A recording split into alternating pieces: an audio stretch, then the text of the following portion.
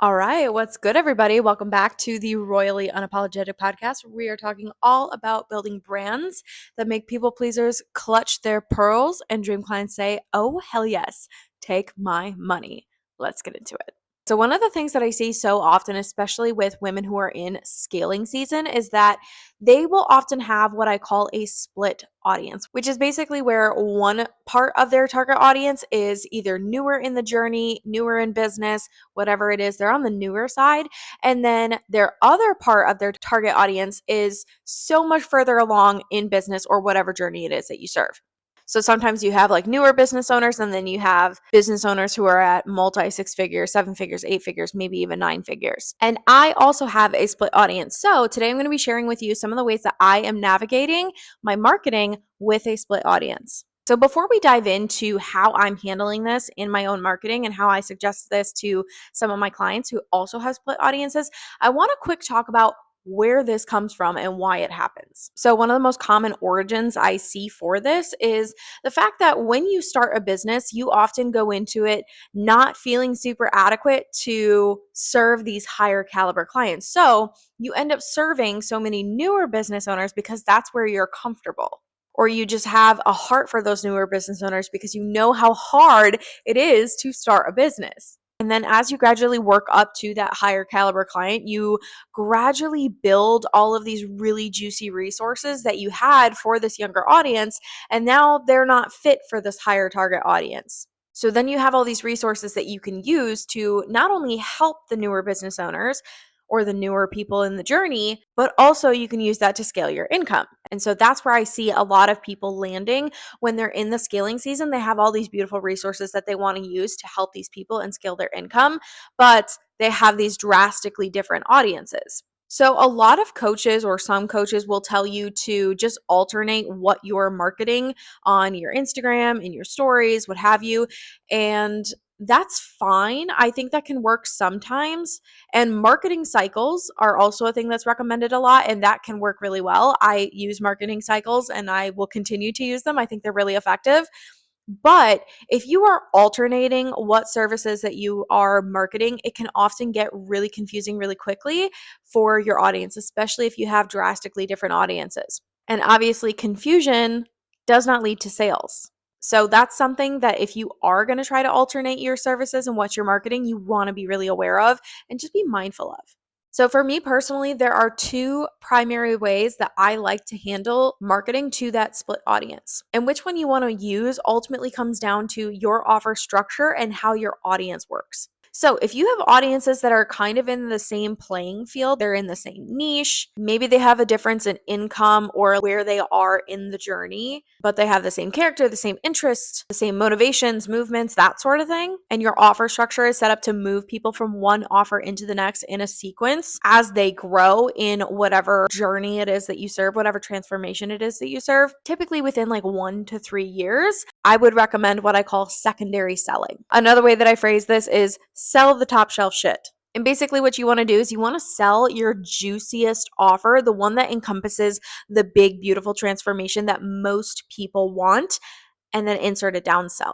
And what this is going to do is this is going to help people get really freaking excited for that big, beautiful transformation that they have the high price tag for. And it's going to connect them to the greater vision of where they want to go. And if it's somebody who is younger in that journey or not quite as far, and they're seeing this big, beautiful transformation, they're going to be so excited about it and they're going to want it. But if they realize that they can't afford that price tag just yet, you can downsell a portion of the transformation or a piece of it that's going to get them closer to the bigger transformation that they ultimately want. So you position that secondary sell as a part of the solution or that extra step that's going to get them closer to that bigger transformation and allow them to get closer to being able to afford that bigger transformation. So I'm going to give you an example of this, and I'm going to use one of my old offers that I actually don't have anymore. It's called the trifecta, and it's basically where you get brand design, brand strategy, messaging strategy, and a website all in one. It's a massive overhaul and it is a massive transformation. So I can sell that big, beautiful transformation, and then I can downsell a part of the transformation being let's say a messaging intensive. So this could look something like this.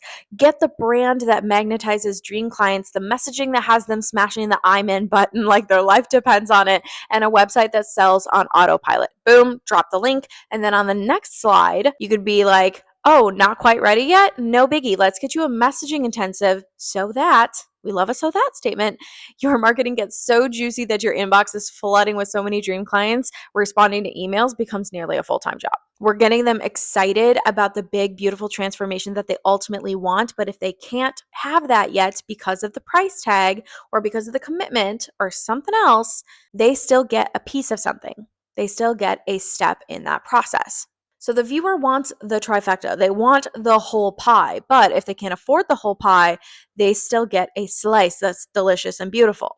Now, the second way that I like to handle a split audience in my marketing is definitely more geared towards either offers that aren't necessarily designed to move people into the next, like they aren't a consistent funnel, or maybe it has a longer timeline to that progression. Sometimes it could be your audience is so vastly different in their stage of the transformation, or it can be for somebody who has like a primary audience where they're doing done for you services for them versus having the other part of their audience being other people in their niche that they're educating. This is super, super common. And before we dive into this, I also want to note that secondary selling can still work in this situation. I actually recommended this as a lower use option for one of my growth consulting clients. So for example, this growth consulting client, she is a VA, she works with other web designers, and she also has a lot of people coming to her for advice on how to build and grow their virtual assistant business. So for her, she can market her web design services and basically be like, oh my gosh, I'm working with these amazing clients in this amazing way. Cool. She can pitch her done for you services, and then she can secondary sell by saying something like, if you also want to have really amazing clients like this, or if you also want to be doing work in this way for these types of people, cool, learn all about it in my course. So that's how she can secondary sell to this type of audience, but it's not something that I would recommend to heavily use because, again, we don't want to confuse the audience. Anyway, so back to the second way of handling this split audience is to approach it by splitting your platforms. And this is something that I'm doing, and it's also the same thing that I recommended to the client that I was just talking about.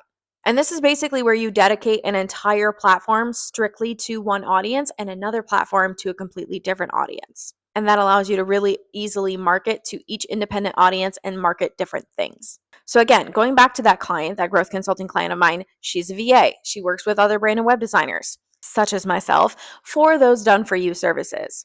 But again, she has other VAs coming into her world, asking how she's done it, asking why she's so successful, what she did to get there, and how she's had this success so quickly. So she created a course that she can use to then educate these other virtual assistants, helping them in their journey and scaling her passive sales.